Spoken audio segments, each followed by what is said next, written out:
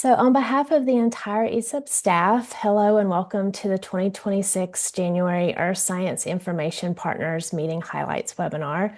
My name is Alicia Krall and I am the Community Director for ESIP.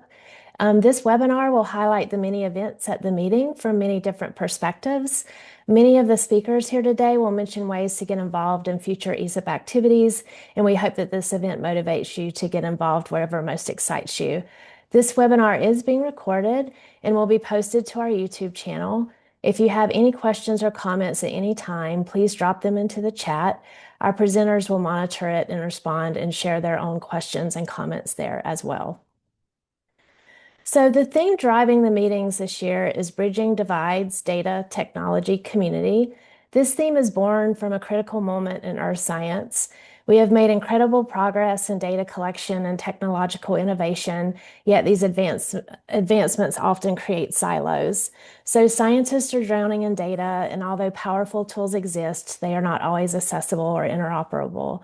The gaps between those who collect data and those who analyze it, between scientific disciplines, and between the scientific community and the public is still quite wide. So the virtual ESIP meeting was, and the July meeting will be, an opportunity to continue to bridge these gaps. So we had 209 total attendees this year, including 64 first-timers. The meeting featured 3 plenary sessions, 33 community-led breakout sessions and workshops, and these sessions featured well over 100 people who served as either organizers or speakers. Today, we will have presentations from over 15 of the breakout sessions and all 3 of the plenary sessions. So we leverage a number of different tools to promote collaboration and engage virtual participants. These include the use of SCED for our online agenda and session descriptions. SCED links out to KikoChat for access to the interactive virtual portions of the sessions. Slido and Miro boards are used for collaboration and for Q&A and polling. And then Google Suite is used for overall organization and note-taking. Our ESIP Zenodo repository is our archive of meeting content where contributed presentations can be accessed and will persist with a persistent identifier. So to access the presentations contributed to the ESIP Zenodo community, you can use the URL shown on the bottom left of the screen, and also Zoe's pasting that into chat to access the content that has been contributed thus far. There you will also find many of the posters that were contributed to our research showcase. You can also find and access meeting content on our SCED site. Zoe is going to share a link to that as well in the chat. At the top of the SCED site, you'll find a link to the YouTube playlist with all recordings and the link to the Google Drive folder with all session notes docs. There's one there per session. And then, of course, we will keep linking content as it becomes available to us. And it's not too late if you haven't already to deposit your presentation in Zenodo. We definitely encourage you to do that. And then Zoe will also share a link with instructions in the chat. So in addition to the materials available in SCED, all the breakout and plenary session recordings can now be found on our YouTube channel in the 2026 January meeting playlist, and that link's also being added into the chat. So we are now going to transition into our highlights. We will start with the 3 plenary sessions. First up, we'll hear from Sarah Cooley, ESIP's Executive Director, to highlight the opening and Thursday plenaries. So I will turn it over to you, Sarah. Thank you so much, Alicia. And thank you everybody who's joining us now and at the recording in the future. Let me pull up my notes. Of course, I'm having Windows challenges. So when we began the meeting in January, Mark started by setting the stage for 2026. So Mark Parsons, our interim executive director, led us into this plenary, and he really emphasized about the idea of building bridges and the themes, really calling on us to be stewards of a better data ecosystem. And so our opening plenary speaker really took that charge and carried it forward by presenting about the Shared Environmental Analytics Facility. Our opening plenary speaker was Professor Owen Nevin from the WABC, Western Australia. Of course, it's not in my notes. Apologies, Owen. He introduced the Shared Environmental and Analytics Facility that's located in Western Australia. What was so interesting about this presentation was this idea that SEAF's goal is to make all environmental data open and free. This was the ingoing goal that everyone had. And then as the participants began really working, they identified that the data needed to be an accessible mandate rather than free and open data. So they realized that private companies who collect 90% of the data for compliance really needed secure zones and intellectual property protections to participate. So they developed the hub and spoke and governance layers, or governance model. They wanted to ensure that data providers retained rights within this interoperable system. So they used tiered governance and service level agreements to scale data sharing without compromising trust of the participants. And he had not only this very interesting governance model, but he also shared a few case studies about marine ecosystem management and then also groundwater management, which I really encourage you to check out to really illustrate this concept of how this environmental analytics facility works in practice. Next slide, please. Our opening plenary also included lightning talks from our 2026 cohort of community fellows who are all pictured here. Our community fellows serve for a year, and they play a huge role in helping support our 2 meetings. We couldn't run these meetings without them, and we really want to personally say thank you to each of them.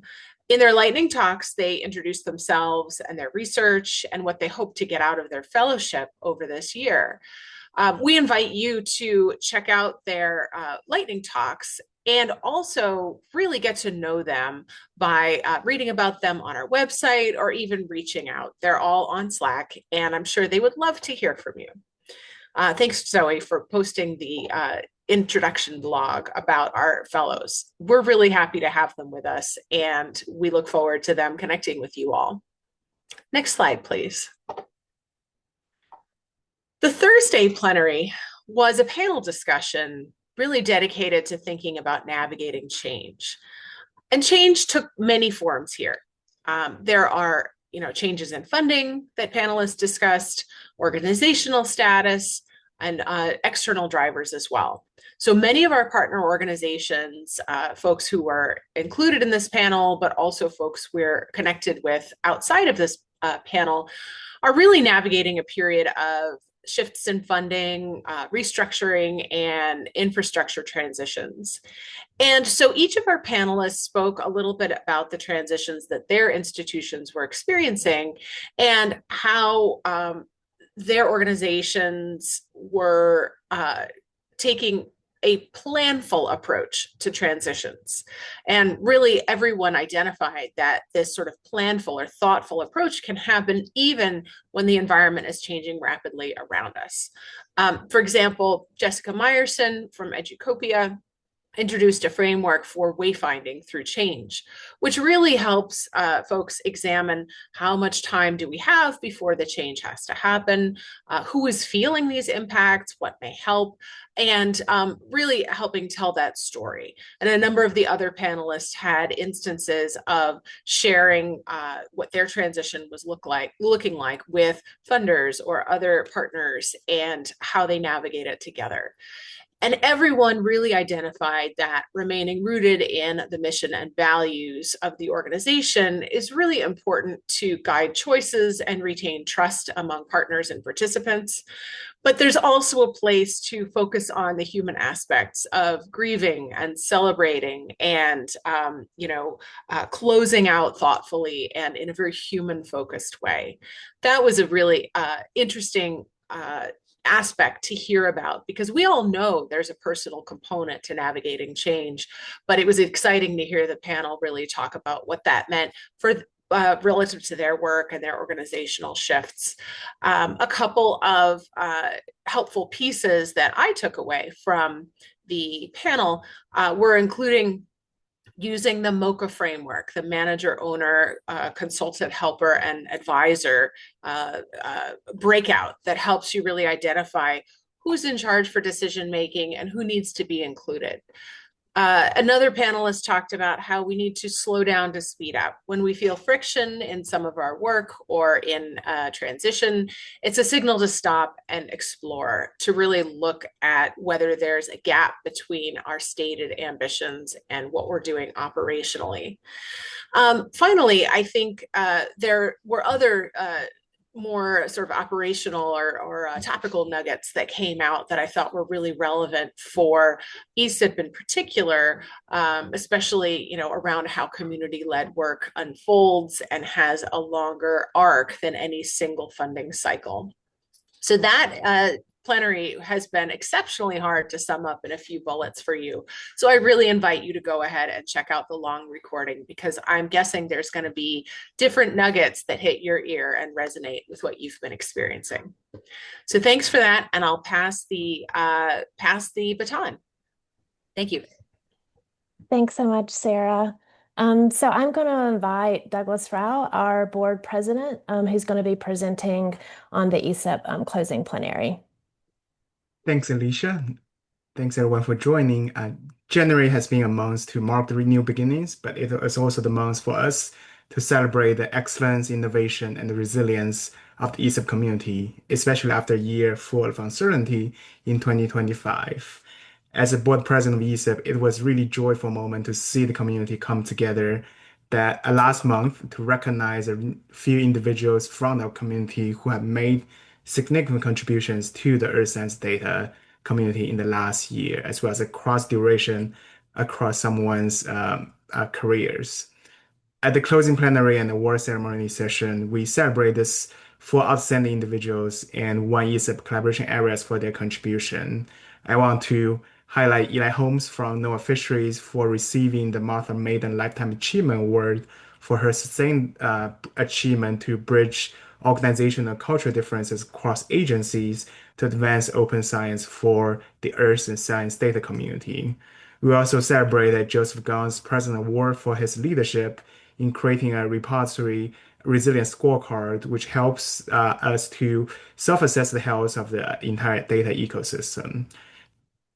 Chandra Orr from NEON was also recognized with the Catalyst Award for her efforts in leading transition for the data help desk from a staff-led activity to a community-led initiative that's a resource for the entire international Earth Science data community. And Marshall Marr was named the winner of the Falkenberg Award, which jointly awarded by AGU and ESIP. Marshall was recognized for his achievement in advancing public awareness of our planet through open data and scientific infrastructure, cyber infrastructure. Lastly, we also want to celebrate the exemplar community collaboration from the Physical Sample Curation Cluster for their long-lasting effort to develop guidelines for enhancing the discoverability, access, and use of sample collections. I invite you all to learn more about this colleagues' work and celebrate their achievements.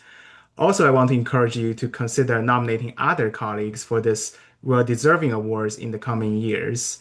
The nomination of the Falkenberg Award actually open right now via the AGU nomination system. So if you know any colleagues is worth being nominated, please consider that. And deadline is March 2nd. Next slide, please.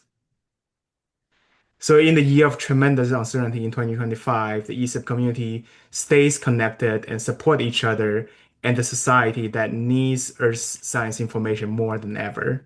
I want to give a special shout out to the powerful and wonderful ESIP staff who provide the opportunities and the platform for empowering the community. Specifically, I want to thank Mark Parsons, who have recently concluded his tenure as the interim executive director while we complete the search and transition to Sarah Cooley, who we just heard from, and who will lead ESIP into the next chapter. I cannot think about a better person than Mark to help ESIP navigate through the transition. So thank you, Mark, for all the things you have done to ESIP in the last 6 months. Also, I want to thank Sarah, who has hit the ground running in day one to engage with ESIP community in her new role. We look forward to working with you, Sarah, and in the years to come.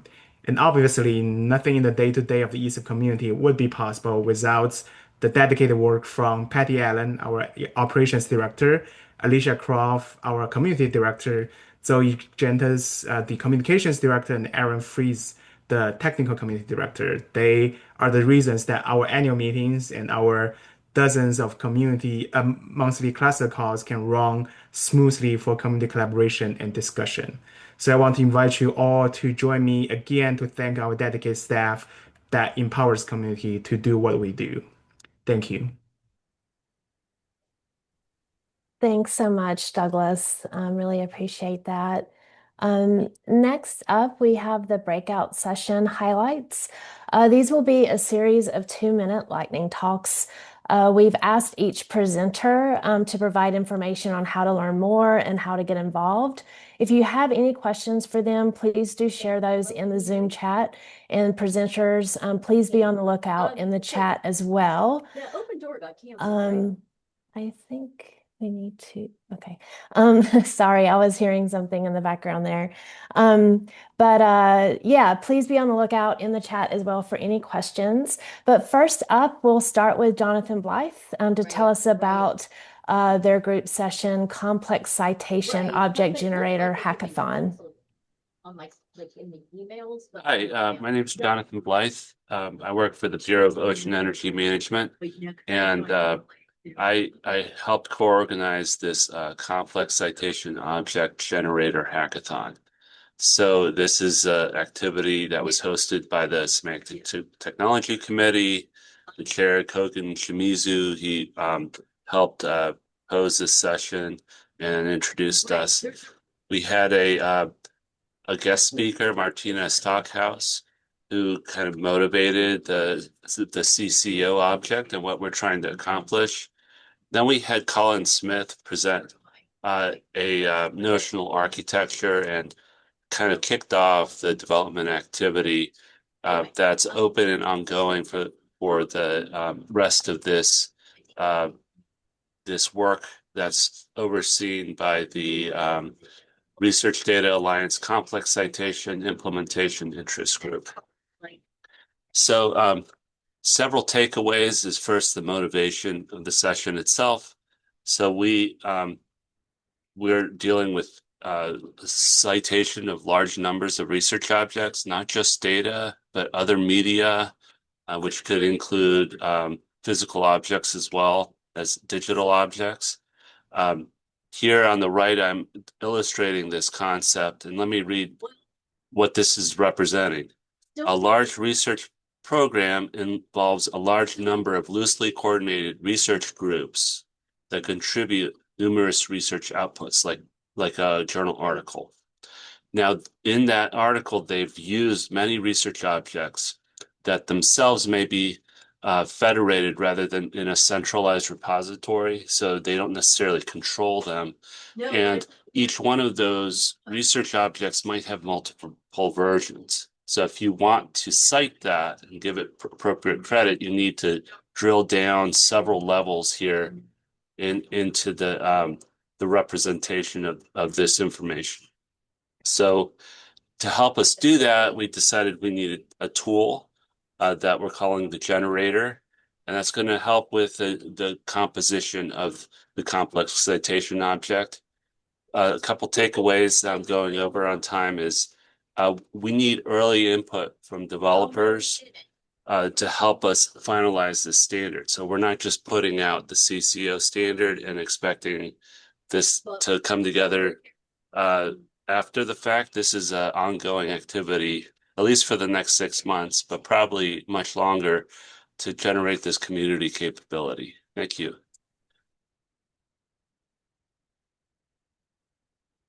Thanks so much, Jonathan. Next, we have Maggie Glasgow presenting on trusted data before, during, and after disasters. Hey, everybody. I'm Maggie Glasgow. I'm one of the co-chairs of the Disaster Lifecycle Cluster.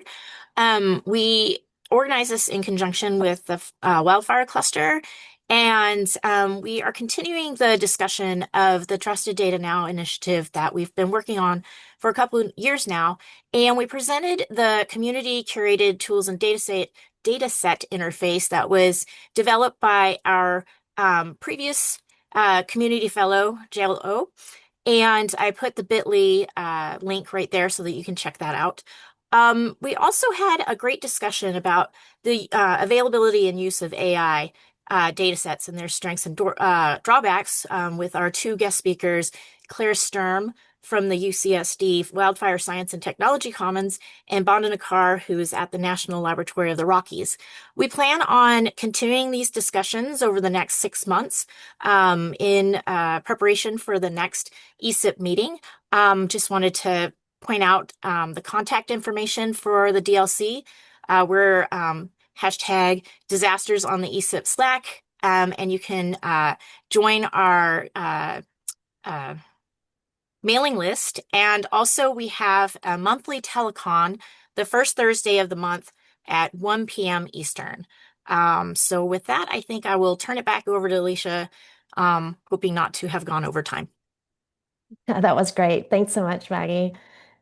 Next we have Matt, who's going to be presenting on the future of ACDD. Awesome. Thank you so much, Alicia. So as Alicia said, I'm Matthew Biddle. I'm co-chair of the Marine Data Cluster, and I'll be talking today about the future of the session on the future of ACDD, charting the course ahead. So our session was primarily focused on ACDD, or the attribute conventions for dataset discovery. The goal of the session was that since ACDD hasn't been updated since 2015, we wanted to assess the level of support for advancing a new version, or whatever that next iteration might be. So we started the session off with presentations from John Grabiel and Ethan Davis to provide background on ACDD, how it got to where it is, some of the previous management process, how they identified a steering committee and things like that. And then Kristen Sabi and Anna Krelling from NCEI came in to present on how NCEI is using the attribute conventions for dataset discovery in their archival pipelines, and some proposals on what could be explored for future additions to the conventions. We closed out the session by solidifying some takeaways, having some breakout rooms to assess interest in from the ESIP community in maintaining ACDD. And so some of our takeaways were that ACDD is extremely useful, but it needs an update. There's important things like persistent identifiers that should be included into the convention recommendations. And the ESIP community has an invested interest in maintaining it. So what we've decided at the end of the session was that we're going to use GitHub to facilitate a conversation. So on the right-hand side, I have a link to the ESIP Fed ACDD GitHub repository. We started a bunch of issues, proposing new ideas, proposing management structures and things like that. So that's the place to get involved in the conversation if you want to be part of the direction that ACDD will take in the future. We'll also be hosting a session April 9th with the Marine Data Cluster, talking more about the governance structure and how we're going to proceed with that. So feel free to join in any of those venues. We're excited and want to see what everybody has to say. So thank you very much. Thanks so much, Matt. And I think there's a question for you too in the chat as well. Just want to bring your attention to that. So we'll jump over to Andrew next, who will be presenting on ESIP's new land management collaboration area. Hello, my name's Andy Lister. I'm a research scientist with the USDA Forest Service's Forest Inventory and Analysis Group, which administers our national forest inventory. And on the call, I think, is still Elizabeth Hoy, who's a support scientist with GST, which is a contractor working with the NASA Biosphere Implementation Office.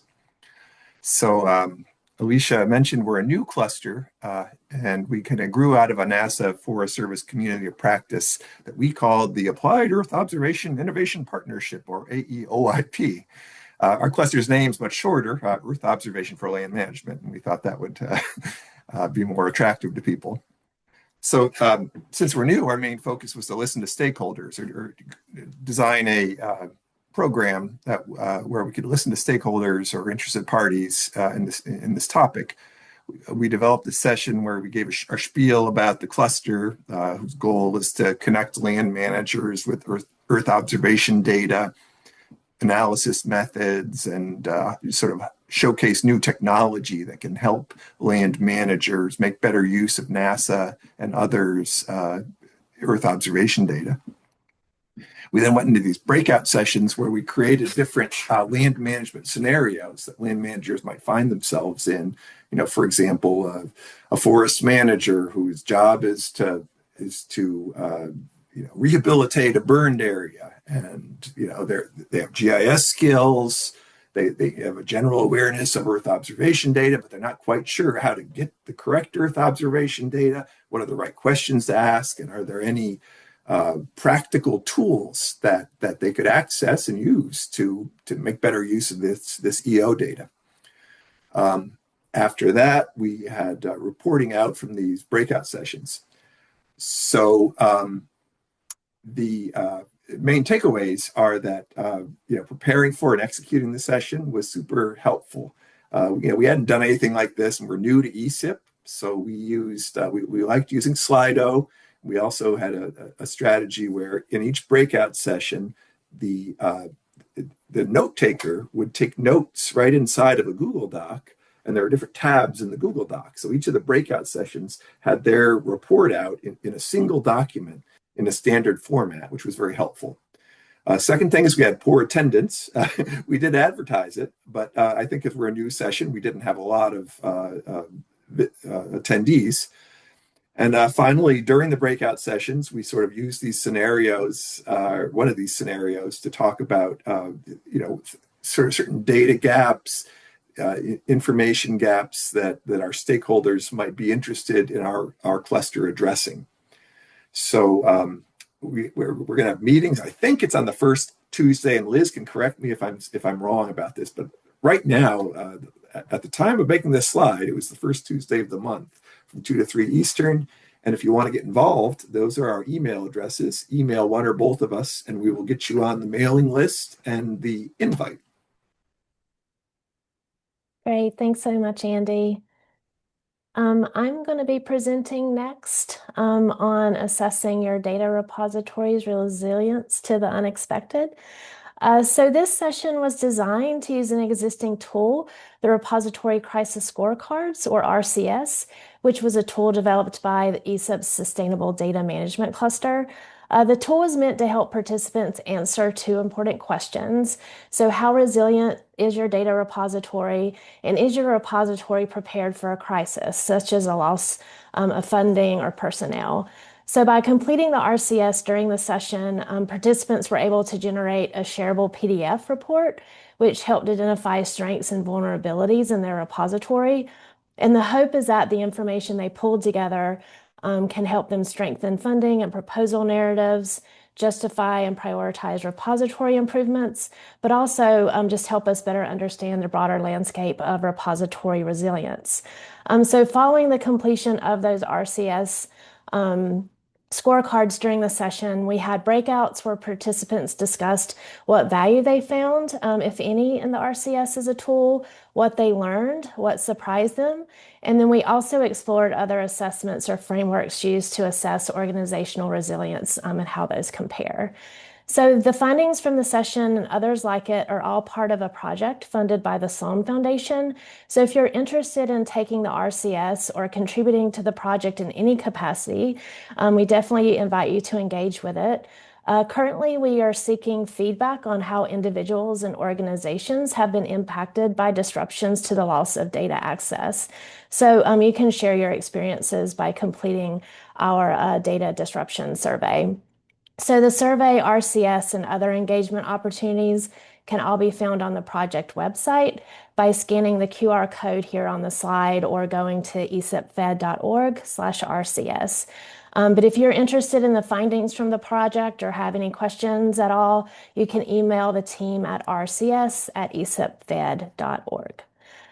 So with that, I am going to turn it over to Joan, who will be presenting on CivicScape.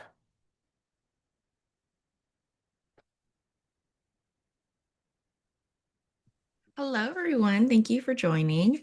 I'm Joan. I'm with Trouble & Co. We are a nonprofit, a tech justice nonprofit that connects young people and communities with data and specifically maps in order to explore their communities and move towards climate and civic action.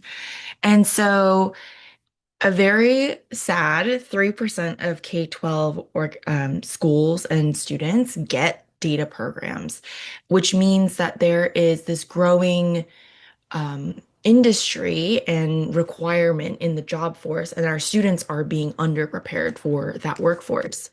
And so we use local maps and data in our direct service programs to explore abstract concepts, but really engage the students in their place, in their homes, in their communities.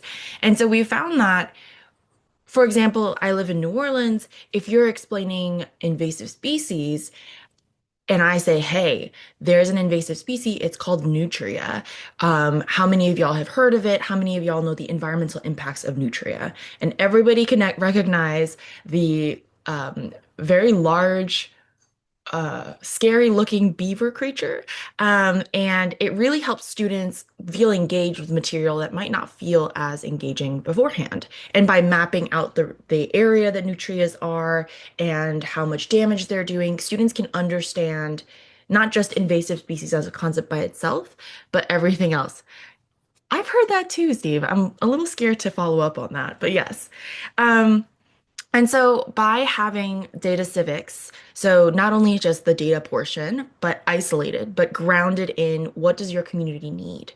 Every student here knows the realities of climate change or climate disaster specifically. And so when you have things like climate disaster, how do you connect that? And so Civicscape is our solution for that, moving towards um, having curriculum and maps readily available for teachers. And so if anybody is interested, please follow up with me, follow us on LinkedIn as we provide more opportunities for teachers and opportunities publicly available.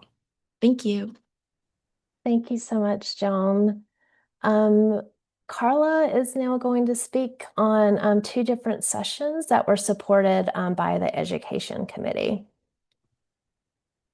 Hi, everyone. I apologize that I'm having camera issues, but um, so this session is to encourage folks to engage with the Education Committee. And our intention was, and we did some of this, to share educational resources and have people explore them so they could think about data sets and data portals that could be applicable to education. Also, to think about the prerequisite skills that students need to become data analysts and discuss ways in which Education Committee can support the work of other ESIP committees.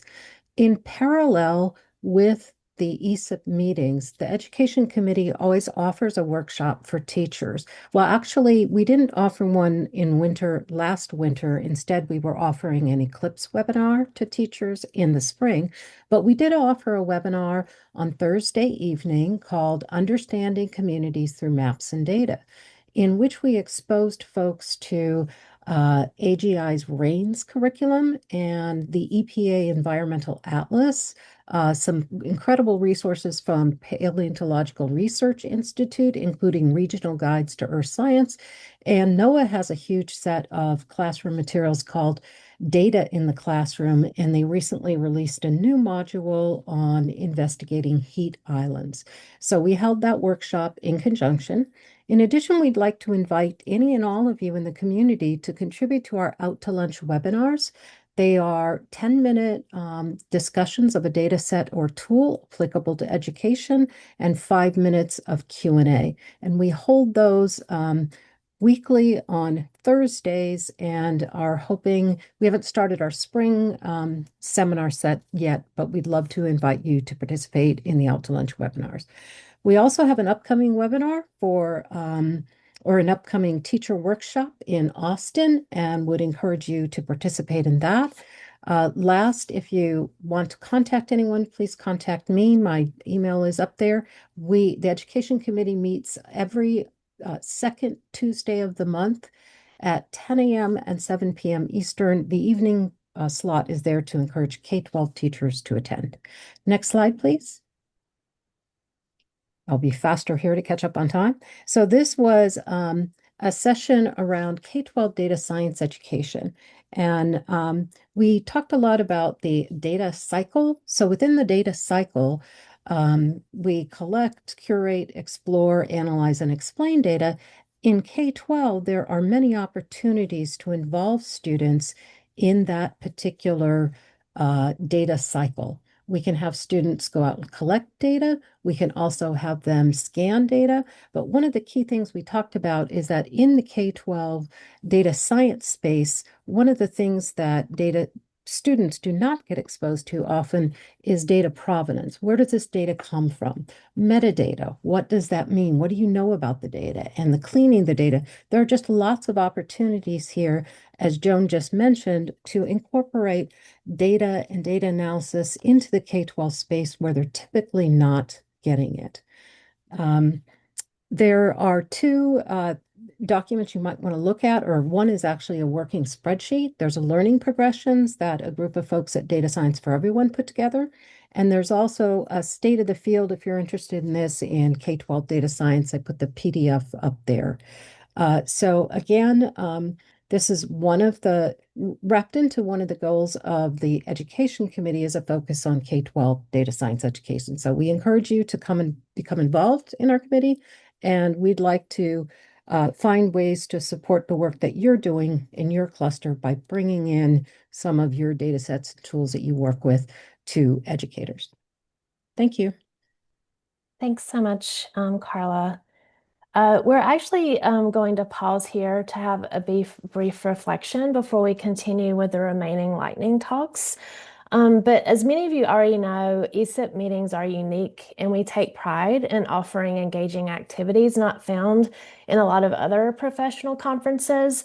So as a way to continue to think about new ways to engage the community at our meetings, we've developed like a reflection worksheet for you all to capture responses to two questions. So the first, what is a favorite activity you have engaged in at a professional conference?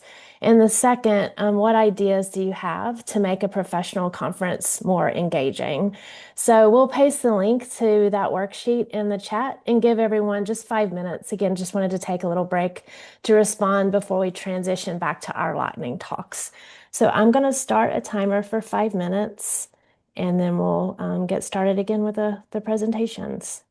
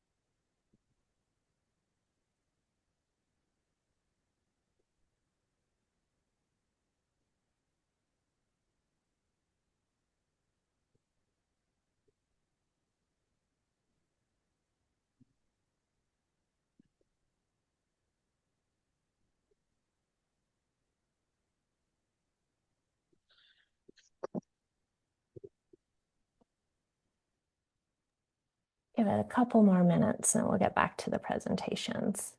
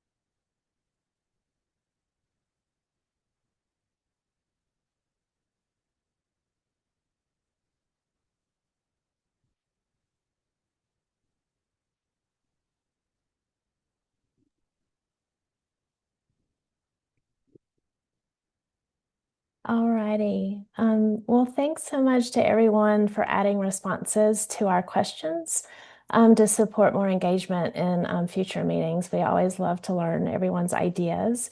But we're now just going to return to the last half of our breakout highlights. We'll get started with Steve Young, who will be presenting on next steps for the air quality cluster. And are y'all seeing my screen right now?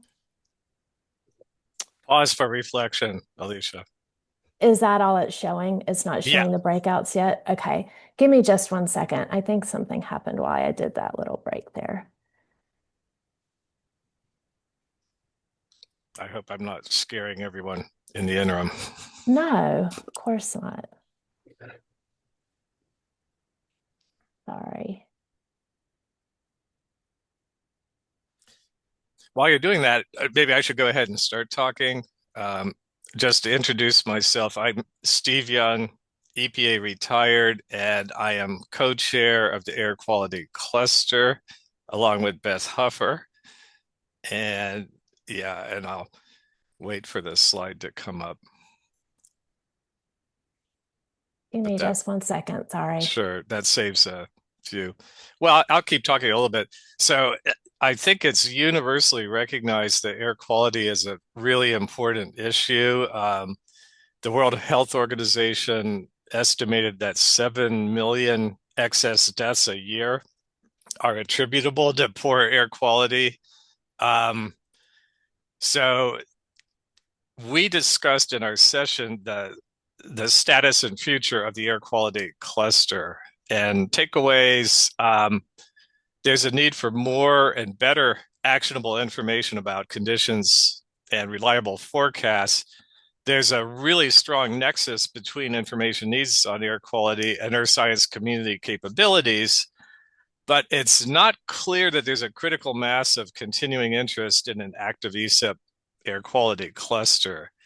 So kind of bottom line, the cluster has been on hiatus for a while. We're going to remain on hiatus and consider future options for the cluster, which might be sunsetting it completely. But I would like to make a pitch. I know a lot of people are interested in air quality, and Beth and I would love to hear from any of you who, for example, maybe you'd like to help lead the cluster. So I would encourage people. We do have a mailing list, which is shown here.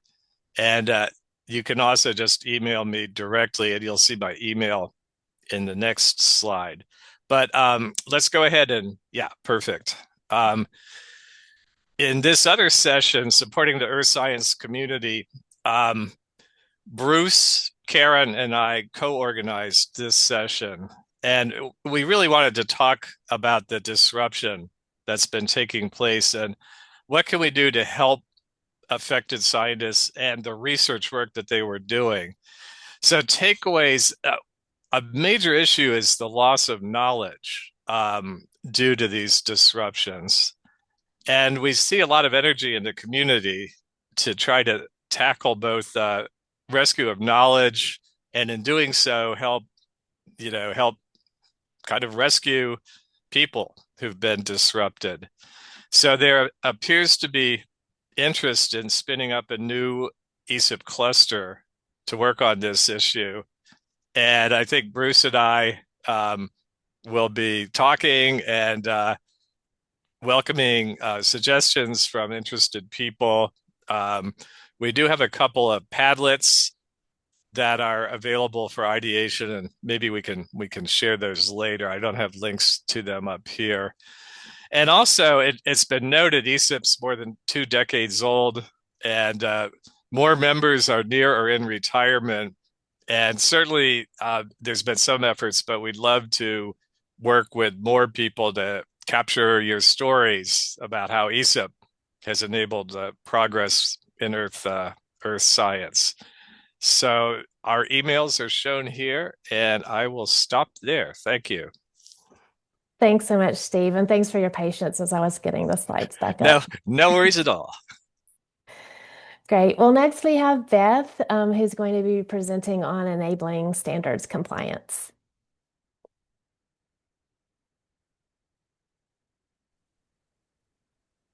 Yep, I was just trying to get hold of Beth, but she was planning on attending, so I'm not sure where she was. This is Steve Olding. I'll just quickly kind of maybe highlight here. So the session was organized by the ESIP Standards Coordination Office, and we're interested in we're interested in which standards to use, but also how to get people to comply with those standards. So the idea behind this session was really to sort of look at how do we best enable standards compliance. So are there tools around that can help people when they're generating data, creating a standards compliance way? Are there automated ways that we can look at validating that data before it gets to the data archive? So that was really the thinking behind this session. So we had a number of interesting presentations on SAR data format, virtual SAR, IceChunk, ESDIS Harmony, around that sort of theme. So we're interested in continuing this discussion. We're probably going to have a session at the summer meeting, and one of the things I'm particularly interested in is, are there tools that we can develop? Ideas that we can get that would help us develop tools that would help both data developers to verify their data as they're producing it, rather than sort of waiting until we get to the end and do a mass validation. But then also from the archive end, ways that we can automate the validation of that data before it actually gets put into the archive and made available. So I think that was about it. Well, thank you so much, Steve, especially for filling in for Beth. Really appreciate that. We're now going to have Anna speaking on developments in data management. Hello all, thank you for attending. I'm Anna Krelling. I am a technical data manager at NCEI, and I will present a few highlights of this session called New Developments in Data Management at NOAA and NESDIS. Well, one of the main things that was discussed is that NESDIS is building cloud infrastructure to process, archive, and serve data.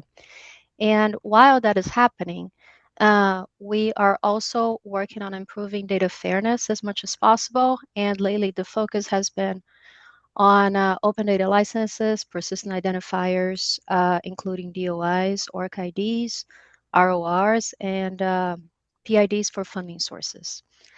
When it comes to integrated ocean observing system, there were new hires. I'm one of them. The other is Kristen Sabi. And we have been working mostly on metadata challenges and talking to the RAs, and it's been a really cool work so far. When it comes to a high frequency radar network, their process has been migrated to the cloud, and in the future, their archiving activities will be migrated to the cloud as well. In the discussion part, we had it was pretty productive actually, and we had questions raised about data licensing, metadata collection challenges, and the overlap between NASA ESDIS and NOAA NESDIS. If you'd like to know a little bit more, I put on the links for IU's website and NCI website. And if you'd like to get involved, you can contact the session organizers, which are Tyler Christensen and John Ralph. I did not mention that Inger Kittle presented the part for HF radar data. And I guess that was it. Thank you. Thanks so much, Anna. Kristen is up next to speak on co-developing earth science tools with end users. Hi, everyone. I'm sharing some highlights from our session from Data to Impact, co-developing earth science tools with end users. And I'd encourage you to check out the recording if this does resonate with you. Our session opened with a presentation on Flood Savvy, which is a flood risk communication tool that makes NOAA National Water Model data more accessible to non-technical audiences like local emergency managers and community planners. What makes Flood Savvy a useful case study is how it was built. So this was through sustained iterative engagement with end users before and during development, not just after the fact. This is a process that we call co-development, and it was really the heart of what our session focused on. From there, we asked participants to share their own experiences, and then a few themes stood out from our discussion. So first was communicating uncertainty in scientific data, specifically knowing where a model is reliable or where it isn't came up as one of the hardest challenges when working with non-technical audiences. And then funding and time constraints were another recurring tension as grant cycles might end and timelines are tight. So genuine community engagement often gets left behind or is hard to facilitate. But our participants also came with some real questions about how to do this better, including how to design community engagement with no social science background themselves, or how to make a case to partners and funders and how to sustain tools after a project ends. So on the ESIP side, there was a lot of interest in having a dedicated space for connecting earth science data producers with the communities they serve, whether that's a new cluster, a pool of peer-to-peer volunteer testers, or more sessions like the one that we held. So if any of this sparks ideas or questions, I'd love to chat. My email is here in the slide. I should say I'm a social scientist and community engagement person myself. So feel free to reach out to me directly or take a look at our session notes or the recording for more details. Thank you. Thanks so much, Kristen. And we will be sharing the slides from the presentation with everyone later. So if you haven't been able to jot down emails or websites or whatever, we'll definitely be getting those out to folks. So now we're going to have Kirsten, who's going to be speaking on the CopDesk clusters session, How Fair Can You Be? Okay, hi. Hi from Scotland. It's late in the day. Yeah, this was our CopDesk session to compare domain repositories and generalist repositories, and we invited participants to conduct a SWOT analysis, and I've put in here a graph to show SWOT stands for strengths, weaknesses, opportunities, and threats that we can identify.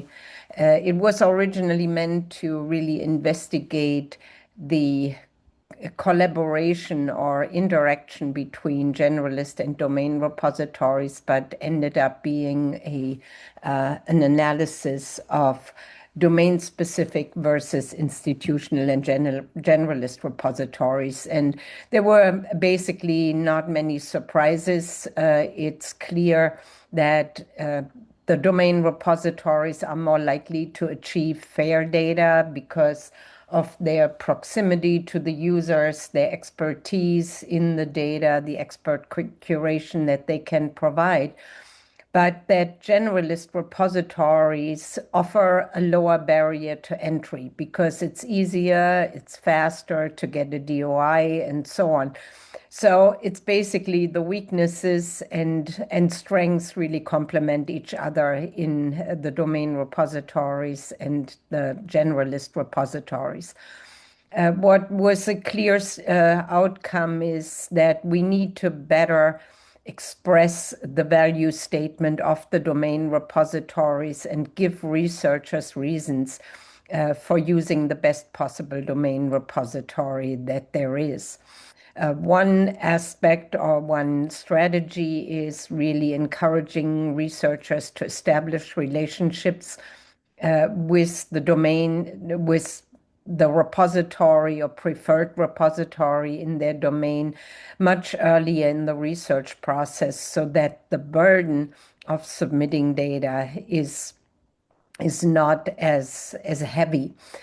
We will continue to discuss this topic and how generalist repositories and domain repositories might have a dialogue, might aim for some collaboration. So if you're interested to join this discussion, contact the Coalition for Publishing Data in the Earth and Space Sciences, the COPTIS cluster. It is targeted at bringing together publishers and the domain repositories. So we specifically encourage anybody who is related to publishing, to the publishing world, who is an editor, to join our cluster. Thanks.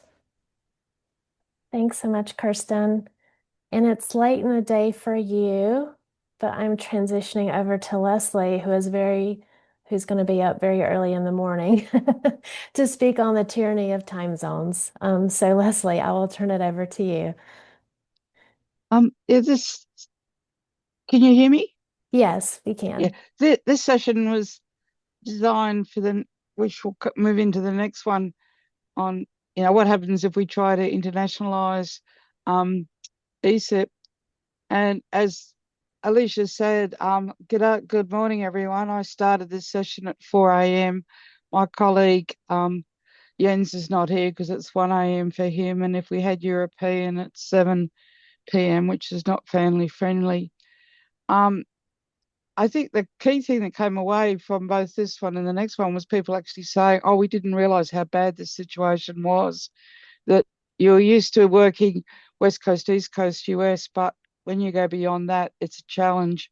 And I just put this graph in to show that in time zone UTC plus 11, which I'm in, I share that with Eastern Papua and Siberia, Eastern Siberia. So if we have a vote on the most popular time zone, I always lose. We did an observation that in RDA, Research Data Alliance and ESIP, there's about 5 methods of making clusters work across time zones, but all of them pretty well involve running a repeat session. And so what is the way of making that repeat session more valid so that people can listen in or, catch up and participate? And frankly, listening to repeat sessions with a lot of chit chatter is not a very effective way of people's time. And we observed that there are a lot of AI tools coming out for meetings. There's some brilliant ones that give you a summary of the meeting, where to look in the replay of the video, and then a transcript, noting that AI can cause errors. But what we actually then went on to say, well, has ESIP actually considered using AI tools in the actual sessions itself to make it easier for people to follow up on them? But ESIP board would need to consider this, and also that it probably would impact and maybe require changes to the code of conduct. Okay, so that's that one.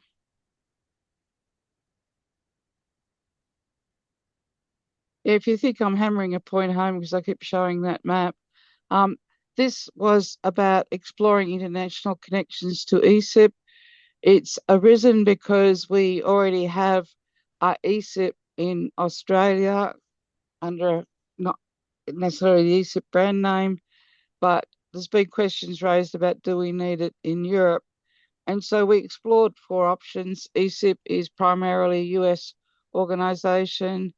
It's an international organization, it's an international facilitator, or it's a US organization with strategic initiatives. So the first thing we noted was that ESIP is a documented partner in GEO, RDA, and CODATA. ESIPers participate in RDA, CDIF, many groups, but we reflected on whether or not ESIP is getting the credit. For example, scienceonschema.org, data quality. There's been some really good things incubated in ESIP that have gone international, but the connection back to ESIP is not really documented or credited. And is there something we can do about that? We have, as I said, Australia, and there was a general opinion that there's a lot of ESIP-like activities going on in Europe, but we don't necessarily need to have a repeat. But the point I made was that recently EarthScope, Ozscope, EPOS, and Earth Sciences New Zealand have signed a collaboration MOU. And for those of you who don't know, we do meet regularly at EGU. And repeatedly we say, oh, let's go and do this, let's go and do this. And all of them are pretty well related to data and more incubating data ideas that are hatching within ESIP clusters, but are not part of the national activities in Australia or international in Europe, regional activities. And so I guess what we were saying is that ESIP has a function with some strategic incubating clusters, which we can then go and build into something that's bigger. So yeah, that's just a summary, but it's pretty clear that whether you like it or not, ESIP does have some strategic international activities. Hey, thank you so much, Leslie, and thank you for being up so early. Please do give a round of applause to all of our presenters. That has ended our tour of the 2026 January meeting. And we hope that you all learned a lot and are excited to join us in future activities. Looking ahead, please consider this your invitation to join us for our next meeting in July. It will be in Austin, Texas from July 28th through the 31st. Although this is generally considered our in-person meeting, there are also opportunities to participate virtually if you prefer.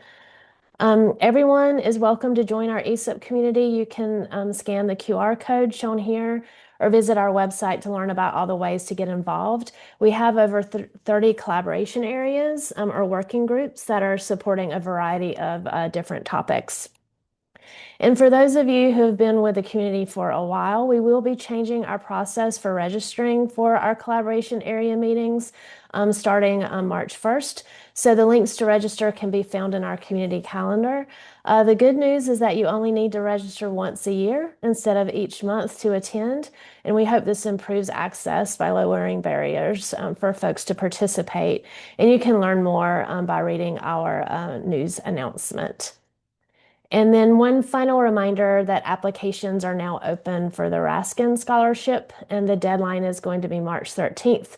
But the scholarship is awarded annually to a graduate student in the Earth or Computer Sciences who has an interest in community evolution of Earth science data systems. So please do get the word out about that. And then if you're not already subscribed, we highly encourage you to join the ESIP update mailing list to get a weekly message summarizing what's going on in and around ESIP. But again, thank you all so much to our speakers and all the session leaders who helped to make this recent ESIP meeting a success. And thank you so much for being here today. As a reminder, again, this recording will be made available on the ESIP YouTube channel, and the slides will be up on our Zenodo community fairly shortly. But I hope everyone has a great rest of their day wherever you are in the world. So thank you all so much again.